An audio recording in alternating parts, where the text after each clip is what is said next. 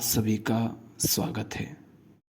अष्टावक्र गीता अध्याय 5 श्लोक संख्या 4।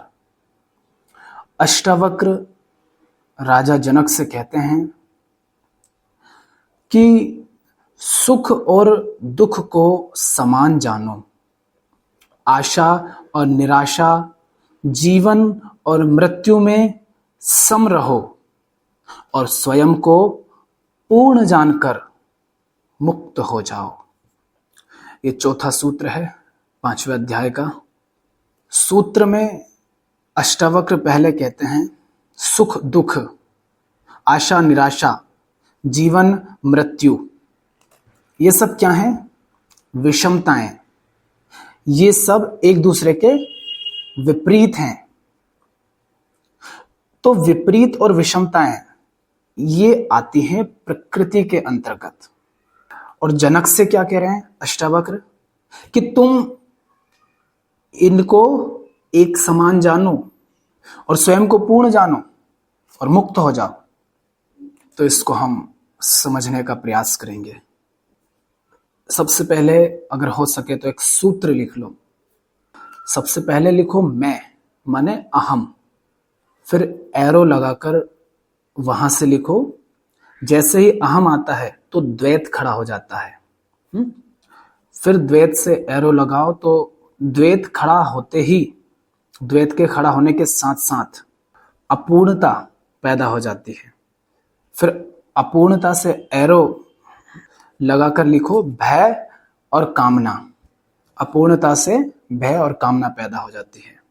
और जब भय और कामना होते हैं तब ही ये जो अष्टावक्र ने बताई विषमताएं, भिन्नताएं, असमानताएं, इन सब की उत्पत्ति होती है। तो भय और कामना के बाद लिखो भेद, असमानताएं, विषमताएं, विपरीत। और जहां ये भेद खड़े हो जाते हैं वहीं से वे सारी समस्याएं पैदा हो जाती हैं जिनका आप दैनिक जीवन में अनुभव करते हैं, जैसे हिंसा, शोषण, भेदभाव, मोह ममता, सबसे ज्यादा दुख, चिंता और तनाव। ये इस तरह की सारी समस्याएं वहां से फिर पैदा हो जाती हैं। और भी बहुत कुछ है इसमें शामिल। अब चूंकि आप धैर्य नहीं रखते इसलिए कोशिश करते हैं कि संक्षिप्त में बताएं, फिर भी बहुत लंबी हो जाती है चर्चा। तो अष्टावक्र कह रहे हैं राजा जनक से कि सुख दुख, आशा निराशा, जीवन और मृत्यु, इन सबको समान जानो। तुम इनमें सम रहो क्योंकि तुम तो पूर्ण हो। असमानता, भिन्नताएं, भेद होते किसके लिए हैं? उसके लिए जो अपूर्ण हैं। एक छोटा सा उदाहरण लेकर के इसको समझते हैं। सबसे पहले मान लीजिए कि आप एक लड़के हो, ठीक? मान लीजिए बस, वैसे आप मानते होंगे, स्त्रियां भी अपने आप को लड़का ही मान लें थोड़ी देर के लिए। और मान लीजिए कि आज आपका मन हुआ बाजार में घूमने का। आपको कुछ भी नहीं चाहिए, आपका पेट भरा हुआ है, आपके पास जो कुछ भी आपकी जरूरत की चीज है वो सब है, आपको कुछ नहीं चाहिए, बस आप ऐसे ही टहलते हुए बाजार से गुजर रहे हैं। आप बाजार से गुजर रहे हैं तो क्या आप ये कहते हो कि बगल वाली दुकान पर साड़ियां हैं और देखो वो साड़ी कितनी अच्छी है? क्या आप ऐसी बात करते हो? आप लड़के हो, साड़ियां टंगी होगी, आप कहोगे ये साड़ी और वो साड़ी, ये अच्छी है, सुंदर, और वो कुरूप है। थोड़ा आगे बढ़े, चूड़ियों की दुकान आई, तो क्या आप ये कहोगे कि ये चूड़ियां सुंदर हैं और वो सुंदर नहीं है? स्त्री को तो आपने देखा ही होगा, तो स्त्री को देख करके कभी आपने ये कहा कि इस कलर की लिपस्टिक सुंदर है? आपको तो उसकी लिपस्टिक से मतलब ही नहीं होता है। तो बाजार से गुजरते समय अगर लिपस्टिक की दुकान है तो आप इस बात पर ध्यान दोगे क्या कि कौन सी लिपस्टिक सुंदर है और कौन सी नहीं, कौन सी सस्ती है कौन सी नहीं? झुमके होंगे, हार होंगे, माएँ होंगी, सलवार कुर्ती पजामे सब होंगे, नथनी होंगी, पैर की पायल होंगी, हर तरह की चीजें हैं। क्या आपको इस बात से फर्क पड़ेगा कि कौन सी सुंदर है चीज और कौन सी सुंदर नहीं है, कौन सी सस्ती है, कौन सी महंगी है, कौन सी अच्छी है, कौन सी बुरी है। हम्म आप क्या हैं उन सबके प्रति उस समय? सम। आप सम हैं, आपके लिए सब एक समान है। वास्तव में सम का अर्थ यह भी नहीं है कि सब एक समान है आपके लिए। सम का अर्थ है, ये तो छोड़ दो कि सब आपके लिए एक समान है, बल्कि आपके लिए वे चीज है ही नहीं। कोई भी वस्तु आपके लिए कब होती है? जब वो आपकी खोपड़ी में घूमने लग जाए। अन्यथा जगत में इतनी वस्तुएं हैं, क्या सब आपकी खोपड़ी में घूमती हैं? अक्सर हमारा, आप में से कई लोगों का यह सवाल होता है कि स्मृति में जो चीजें हैं वो तो याद रहेगी ना, वो कैसे भूल जाएं? नहीं भाई नहीं, जहां आपका स्वार्थ होता है ना, बस वही चीजें आपको याद है। चाहो तो झांक लो अपने अतीत में, आज तक के आपके अनुभव में जो कुछ भी आई है चीजें, बातें, शब्द, व्यवहार, संबंध, लोग, क्या सब आपको याद है? नहीं। सिर्फ वही लोग, वही वस्तुएं, चीजें, बातें, अनुभव आपको याद हैं, जिनसे किसी ना किसी तरह का आपका संबंध है, स्वार्थ का, कामना का, भय का, किसी भी तरह का। अन्यथा बाकी तो आप भूल जाते हैं ना। उसी तरह से बाजार की कोई भी वस्तु आपके लिए केवल तब ही है जब वो आपकी खोपड़ी में, माने आपके व्यक्तिगत संसार में घूमे। अन्यथा वे वस्तु आपके लिए तो है ही नहीं, क्योंकि आपको उससे कोई मतलब नहीं, क्योंकि आपकी कोई कामना नहीं है। तो आप टहल रहे हैं, बाजार से टहलते हुए निकल रहे हैं, ये क्या है? आप बस साक्षी हैं। आप टहल रहे हैं, निकल रहे हैं वहां से। आपके अंदर कामना क्यों नहीं है? कोई वस्तु आपके लिए सुंदर या कुरूप क्यों नहीं है? सस्ती या महंगी क्यों नहीं है? क्योंकि आप पूर्ण हैं। तो आप अगर पूर्ण हैं तो ये जो है ना, सस्ता, महंगा, सुंदर, कुरूप, अच्छा, बुरा, ये सारी विषमताएं, सारे भेद, सारे द्वंद्व, सारा द्वैत आपके लिए खत्म हो जाता है। अभी अगर ऐसा ट्रेंड आ जाए बाजार में कि फलाने रंग की लिपस्टिक लगाने वाला व्यक्ति अमीर है क्योंकि वो लिपस्टिक बहुत महंगी आती है, तो हो सकता है आप उस पर ध्यान देने लग जाओ। अन्यथा वह आपके लिए है नहीं, क्योंकि आपका ध्यान उस पर है ही नहीं, क्योंकि उससे आपकी कोई कामना नहीं है। तो अष्टावक्र कह रहे हैं जैसे कि तुम तो पूर्ण हो, और तुम पूर्ण हो तो तुम्हारे लिए कौन सा सुख, कौन सा दुख, माने ये जो द्वंद्व है, ये जो विषमताएं हैं, ये कौन सी तुम्हारे लिए? इनका क्या अर्थ है? मुक्त हो जाओ। सारी समस्या ही यही है कि हमें भेद दिखाई देते हैं।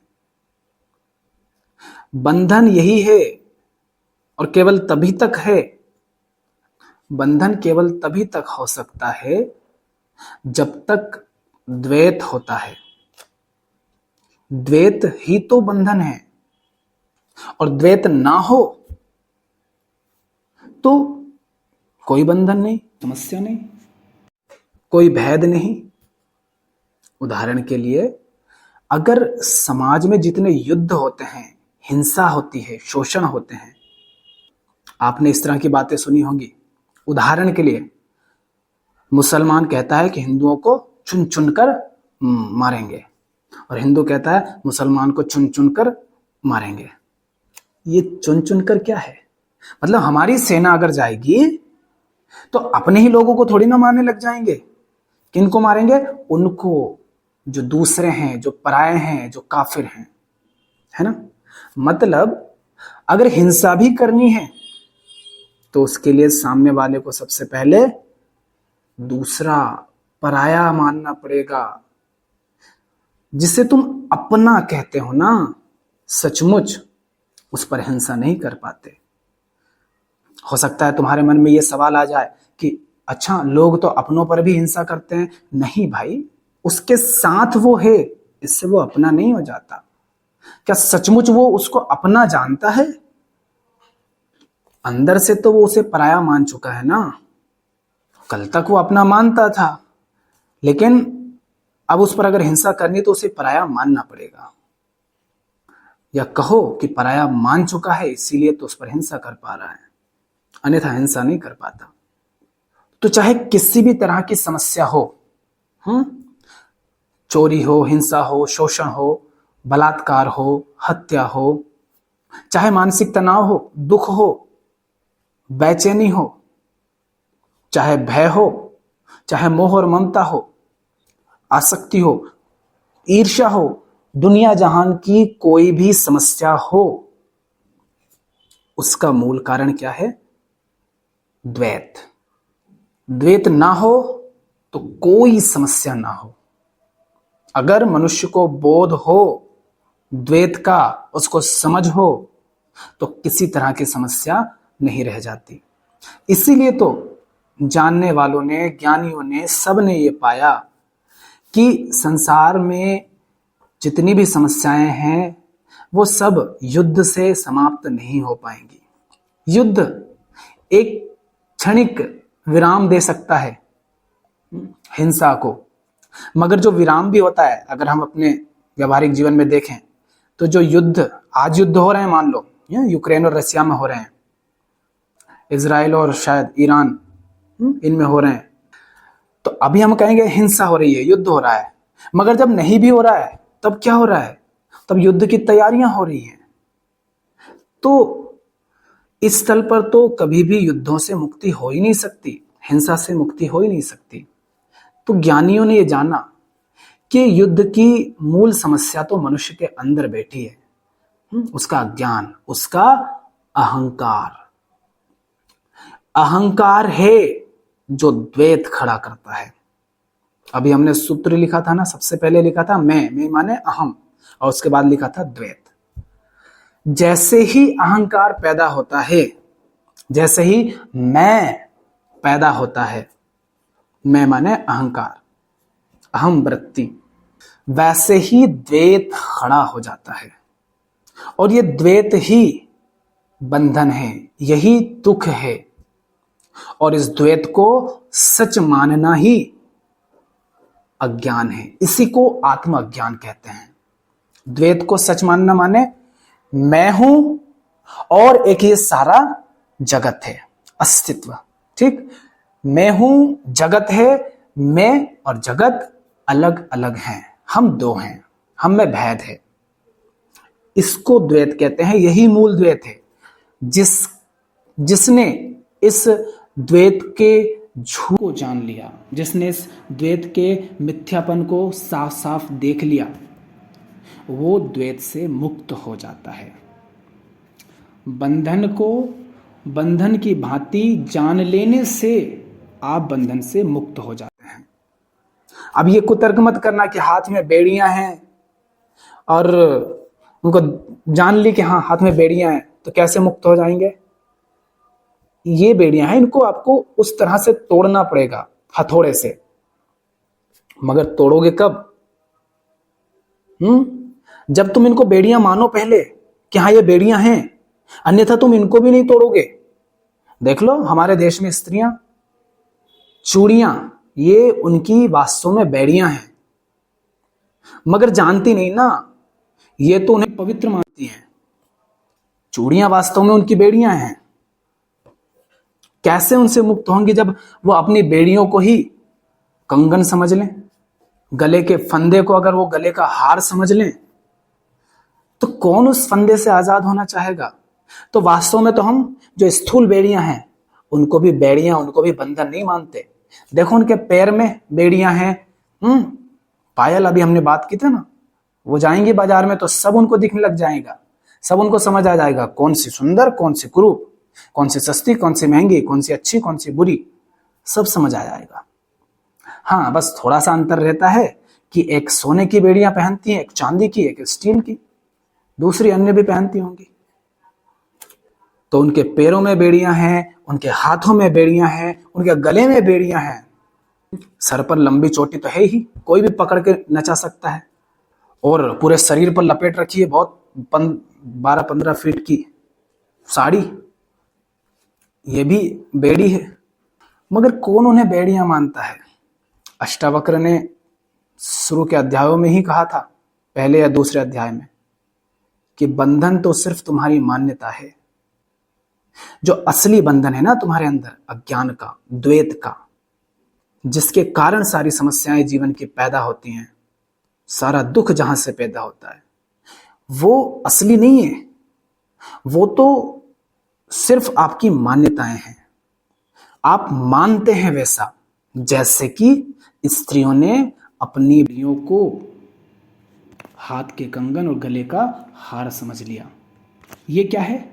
ये मान्यता भर है कि हाँ, ये तो हार है और ये हमें पहनना जरूरी है, अगर इनको नहीं पहना तो पाप हो जाएगा। ये मान्यता भर है उनकी। बस ये मान्यता ना रहे, ये झूठा अज्ञान ना रहे, फिर उसके बाद पहनना है या नहीं पहनना है वो उनका चुनाव, उनकी मौज, उनकी मस्ती। अब कल परसों हम एक फिल्म देख रहे थे। उस फिल्म में नाना पाटेकर होता है। उसका नाम क्या है वो मुझे नहीं पता, क्योंकि मैं नाम देखता नहीं वैसे ज्यादा। वो खटिया पर बैठा है, एक लड़का उसको खाना खिलाने आता है, कहता है माँ ने दिया है। आधा लड़के ने खा लिया था, आधा वो उसके लिए लाया था। उसकी माँ दूर खड़ी देख रही थी। तब तक गुंडे आते हैं और उसकी माँ को पकड़ के ले जाने लगते हैं और उसकी माँ चिल्लाती है, बचाओ बचाओ, कोई बचाओ मुझे, कोई बचाओ मुझे। हालांकि वो विधवा थी, पर मान लो कि वो विधवा नहीं थी और उसने चूड़ी, कंगन, पैरों की पायल सब पहन रखी है, गले में हार, मगर वो चिल्ला रही थी बचाओ बचाओ। और नाना पाटेकर खूब जोर जोर से हंस रहा था। पहले तो महिला ने बुरा भला बोला कि एक महिला के साथ दुर्व्यवहार हो रहा है और तू हंस रहा है।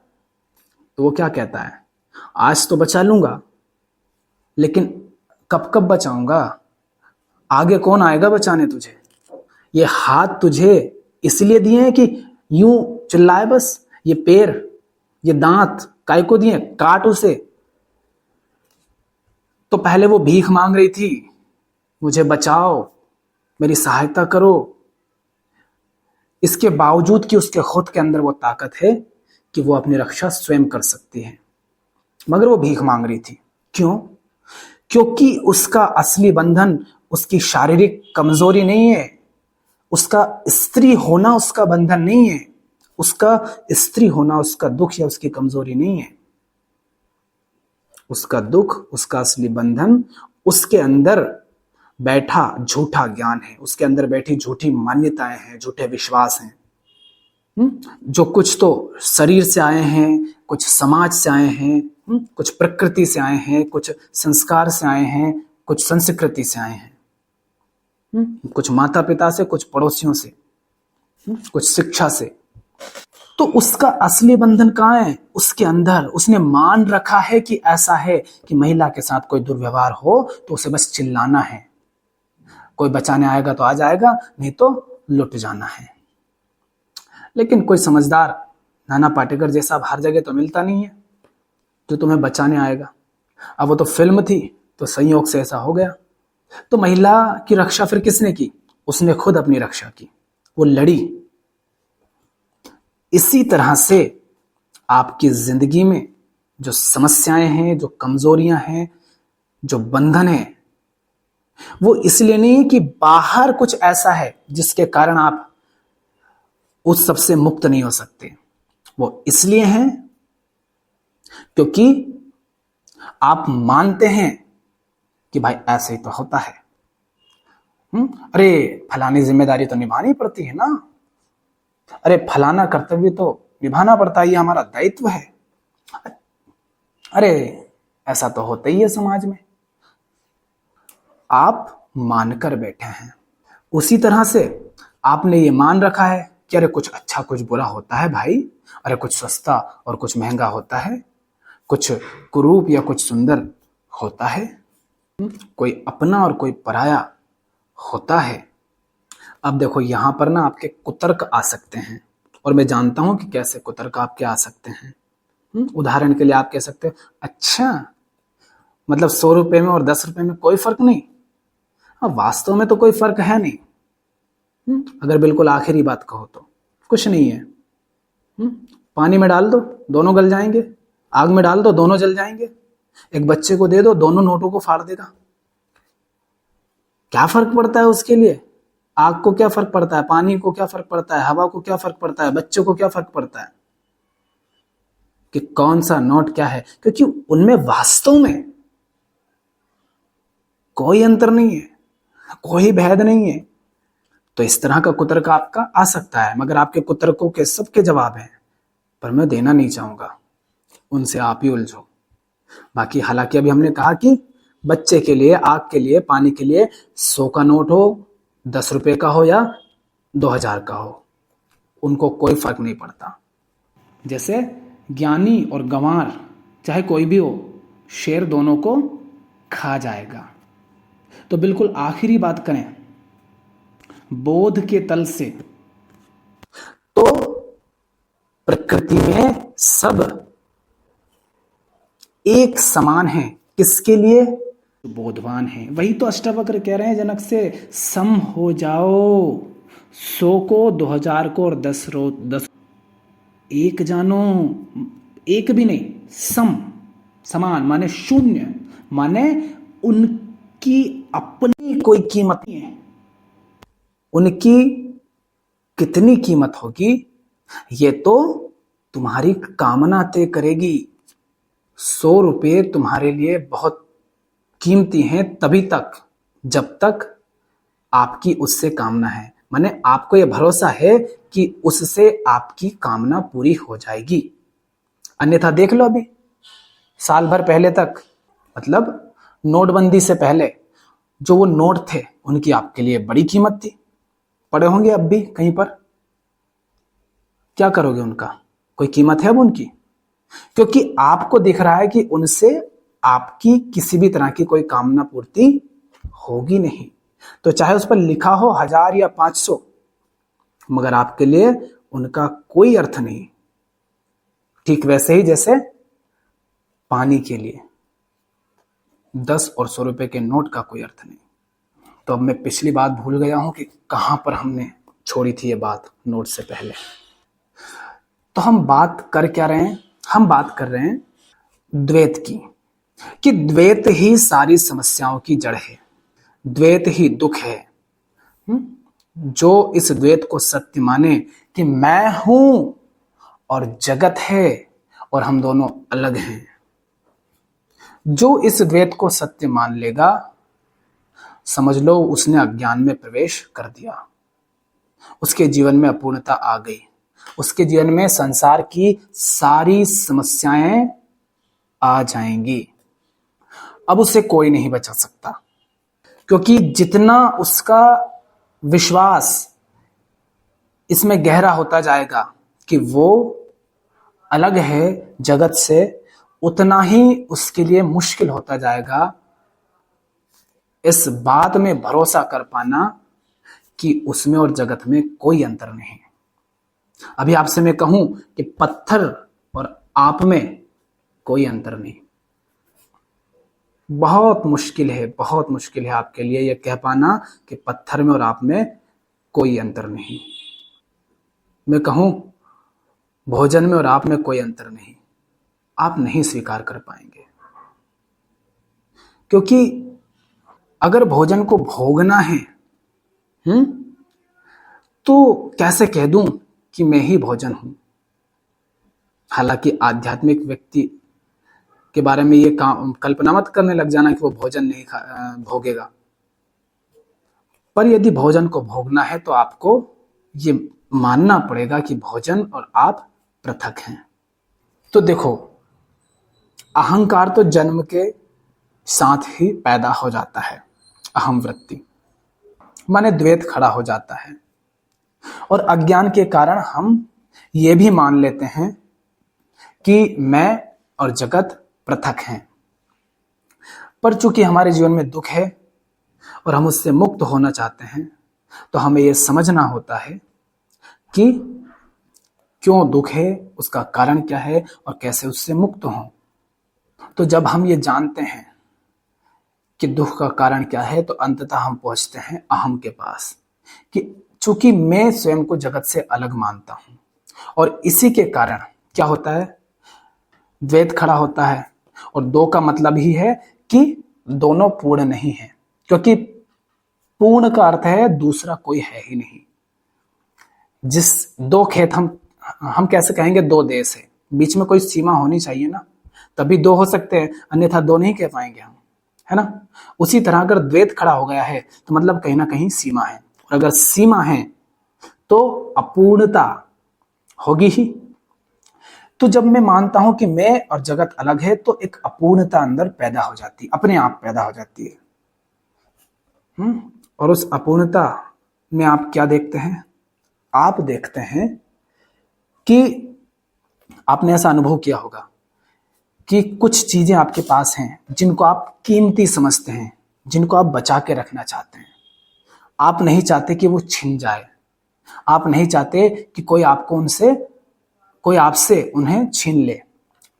उदाहरण के लिए सबसे पहली चीज जिससे आप चिपक जाते हैं वो है आपका शरीर। आप नहीं चाहते कि कोई इसको मिटा दे, जला दे, तोड़ दे, नष्ट कर दे, है ना।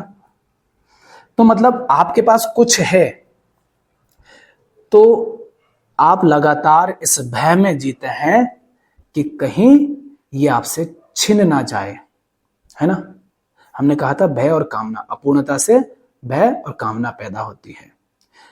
आपके पास कुछ तो है ना, इसीलिए तो आप कहते हैं अपूर्ण। अगर कुछ भी नहीं होता तो मतलब आप हैं ही नहीं। अपूर्ण एक गिलास आधा भरा है, ऐसा हम कब कह पाएंगे? जब कम से कम उसमें कुछ पानी हो तो कह पाएंगे कि अपूर्ण है।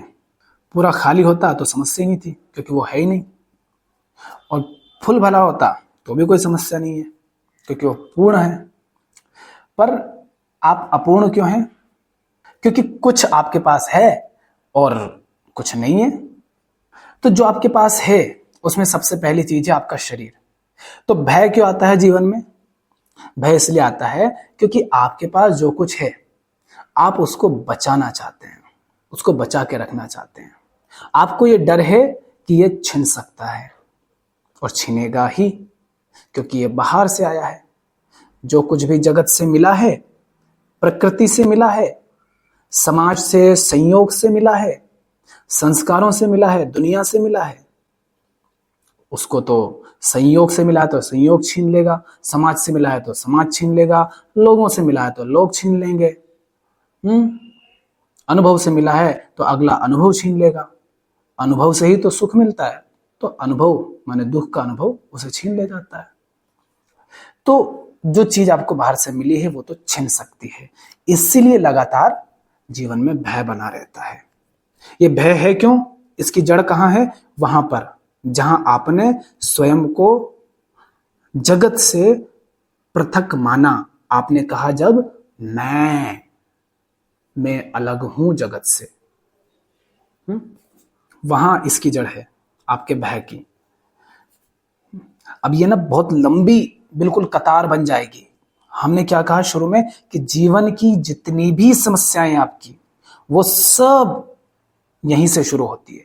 तो हम अगर बात करते चलें तो ये तो लंबी होती जाएगी कतार, पर थोड़ी और कर लेते हैं आपके लिए, सिर्फ थोड़ी और, क्योंकि आप इतना धैर्य नहीं रख पाएंगे कि आगे भी चल सकें। तो भय इसलिए पैदा होता है कि मेरे पास कुछ है, कहीं वो छिन ना जाए। और कामना क्यों पैदा होती है? क्योंकि मैं अपूर्ण हूं, क्योंकि कोई कमी है अंदर। कमी भी तो है ना, अपूर्णता भी तो है। और मेरे पास जिस चीज की कमी है, मुझे ये भ्रम है कि वो जगत से कमी पूरी हो सकती है। अब मैं इसको भ्रम क्यों कह रहा हूं? क्योंकि पहला भ्रम तो यही है कि जगत तुमसे अलग है। जो चीज तुमसे अलग है ही नहीं, तुम उसको अलग मान रहे हो।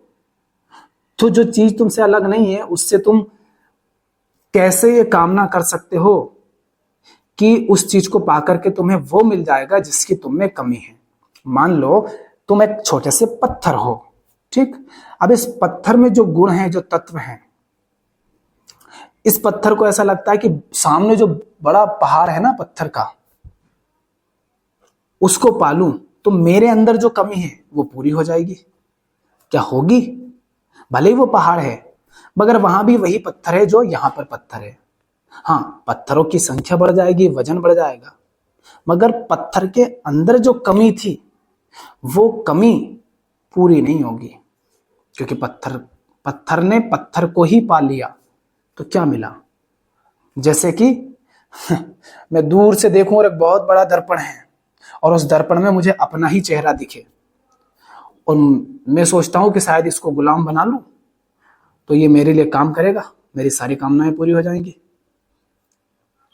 दौड़ता हूं, पहले तो जैसे जैसे उसके करीब जाता हूं तो वो छोटा होता जाता है, जो उसमें तस्वीर दिख रही है, हालांकि दूर से भी छोटी ही दिखेगी, तो पास जाओगे तो इस तरह से तो बड़ी दिखेगी, पर मतलब छोटा कहने का मेरा तात्पर्य कि उसके बारे में जो भ्रम था ना वो हटता जाएगा, आपको दिखेगा ये तो मैं ही हूं, इसमें कुछ भी खास नहीं है। तो भय पैदा होता है कि मेरे पास कुछ है वो छिन ना जाए, और कामना पैदा होती है इस मान्यता से कि जगत मुझसे पृथक है और मुझ में जो कमी है वो जगत से कुछ चीज पा करके, कोई वस्तु पा करके पूरी हो जाएगी। इसीलिए आप कामना करते हैं, और जैसे ही आपने कामना की तो भैया जगत में तो अनंत वस्तुएं हैं, अनंत चीजें हैं, है ना? आप देखते हैं ना कितनी अनंत चीजें हैं। आप तो एक रोटी को भी पूरा का पूरा एक साथ नहीं खाते ना, एक एक कोल करके तोड़ तोड़ करके खाते हो ना। मैं आपको एक रोटी दूं तो आप पूरा का पूरा एक साथ तो खाएंगे नहीं, साधारण तो हम ऐसे जीते हैं ना, कोल तोड़ तोड़ के खाते हैं। तो आप भी, माने आपकी कामना भी ये नहीं होती कि पूरा अस्तित्व में पालूं। कभी कहते हो क्या कि दुनिया की सारी नौकरी मैं करूंगा? कभी कहते हो कि दुनिया का सारा पैसा मेरा होगा? नहीं कहते हो। आप कहते हो फलाने व्यक्ति से ज्यादा, फलानी नौकरी, है ना? मतलब आप पूरा संसार आपकी कामना में नहीं आता है। अभी अभी लिखो, तुम लिख ही नहीं पाओगे, कुछ कामनाएं होंगी तुम्हारी, खत्म हो जाएगी, फिर सोचोगे और क्या है पाने लायक। आप ये नहीं कहोगे कि सब कुछ चाहिए, आपकी गिनी चुनी कामनाएं होंगी। ये क्या हो गया? हाँ, ये हो गया भेद, विषमताएं, जिसकी बात अष्टावक्र कह रहे हैं। सुख और दुख को समान जानो, आशा निराशा को समान जानो, जीवन और मृत्यु को समान जानो। जनक तुम पूर्ण हो। माने क्या हुआ? जब कामना उठी तो हमने भी सूत्र में लिखा था ना, भेद, विषमताएं, भिन्नताएं, असमानताएं, हाँ, ये सब पैदा हो जाएंगे, क्योंकि आप पूर्ण की कामना नहीं कर रहे हैं। आप प्रकृति में भी कुछ कामनाएं हैं, कुछ चीजें हैं जिनकी कामना कर रहे हैं। हाँ, वो कामना पूरी हो जाएगी, उससे कुछ नहीं मिलेगा तो फिर दूसरी कामना उड़ जाएगी। तो अहंकार से शुरू हुआ, अहंकार ने द्वैत खड़ा किया। क्या द्वैत? कि मैं और जगत पृथक हूं, और उस द्वैत के कारण ही अहंकार जो है स्वयं वास्तव में अभी अभी अभी अभी फिर से ध्यान दो, जब मैं कह रहा हूं अहंकार माने मैं, उसके बाद द्वैत, फिर अपूर्णता, फिर कामना, ये मत सोचना कि ये कड़ी है, एक के बाद एक होता है, नहीं, ये एक साथ होता है ना? मैं जैसे ही खड़ा होता है वैसे ही द्वैत खड़ा हो जाता है, वैसे ही अपूर्णता, बेचैनी खड़ी हो जाती है, वैसे ही कामना खड़ी हो जाती है। सब एक साथ होता है, एक के बाद एक नहीं होता, एक साथ होता है। हम समझने के लिए एक के बाद एक इस तरह से देख रहे हैं। तो अहम, अहम से द्वैत, द्वैत से अपूर्णता, अपूर्णता से कामना और भय, और कामना और भय से भिन्नता। अब देखो भैया, वो शुरू में अपना आप गए थे ना बाजार में, हाँ, लड़के बन करके, तो अब आप कामना लेकर के अगर बाजार में गए हो तो बताओ, आप साड़ी लेने गए हो तो आपके लिए क्या अर्थ होगा? आप कहोगे कौन सी सुंदर है, कौन सी कुरूप है, कौन सी अच्छी, कौन सी बुरी है, सब देखोगे ना। आप देखो कौन सी सस्ती, कौन सी महंगी है, कौन से कलर की लेनी है। आपके लिए कलर भी अस्तित्व, रंग भी अस्तित्व में आ जाएंगे, और महंगी और सस्ती भी अस्तित्व में आ जाएगी, सुंदर कुरूप भी अस्तित्व में आ जाएगा, सब अस्तित्व में आ जाएगा। जैसी चाहते थे वैसी नहीं मिली तो निराशा आ जाएगी, जैसे चाहते थे वैसी मिल गई तो थोड़ी देर के लिए सुखी हो जाओगे। और अष्टावक्र क्या कह रहे हैं राजा जनक से? जनक समझानो, सबको समझानो, क्योंकि तुम पूर्ण हो, और तुम पूर्ण हो, तुम्हारी कोई कामना नहीं, फिर तुम्हारे लिए क्या अर्थ रखता है कि क्या सुंदर क्या कुरूप? अरे बच्चे खेल रहे हैं, उनको खेलने दो, तुम मुक्त हो। तो असली बंधन क्या है? असली बंधन तो अहंकार है, मैं, मिथ्या, झूठा ज्ञान, ये मान्यता कि मैं और जगत पृथक हूं। और इस बंधन से मुक्ति कैसे मिलती है? जान करके, देख करके, समझ करके, कि जिसे कहता हूं मैं वो, और जिसे कहता हूं जगत, संसार, दृश्य, समाज, ये दोनों अलग नहीं है। अगर आपका तन बना है उसी मिट्टी से, उसी वायु से, जल से, फल से, जिसे आप जगत कहते हो, तो तन और जगत अलग कैसे हुआ? और रहा आपका मन, तो आपका मन यदि बना हुआ है उसी समाज से, संस्कार से, शिक्षा से, माहौल से, संयोग से, उन्हीं अनुभवों से जिसे आप जगत कहते हो, तो बताओ आपका मन और समाज, माने जगत, दृश्य, अलग कैसे हुआ? तो आपका तन भी उससे अलग नहीं, आपका मन भी उससे अलग नहीं, तो कौन सा द्वैत? कैसे कहोगे वो अलग है? कैसे कहोगे कि हे प्रभु मेरी ये कामना पूरी कर देना? कौन सा प्रभु तुम्हारी कामना पूरी करेगा? तुम्हारी कामना झूठी, दूसरा तुम्हारा प्रभु झूठा, क्योंकि उसको तुमने रचा है। तो इसको जानने से देखो अपने जीवन में, और इस भ्रम से, इस अज्ञान से स्वयं को मुक्त करो। बंधन से मुक्त होने का उपाय क्या है? बंधन को बंधन की तरह जान लो। जिसने बंधन को बंधन की तरह जान लिया, देख लिया, वो बंधन से मुक्त ही है। मुक्त एवासी सर्वदा, तुम सदा मुक्त ही हो। आज के लिए इतना ही, धन्यवाद। क्योंकि आप में लंबे लंबे प्रवचन सुनने का धैर्य नहीं है, इसलिए जिनमें इतना धैर्य है वे चैनल के मेंबर बन सकते हैं। वहां आपको पूरी चर्चा उपलब्ध है और किसी तरह के विज्ञापन भी बीच में नहीं आएंगे। धन्यवाद।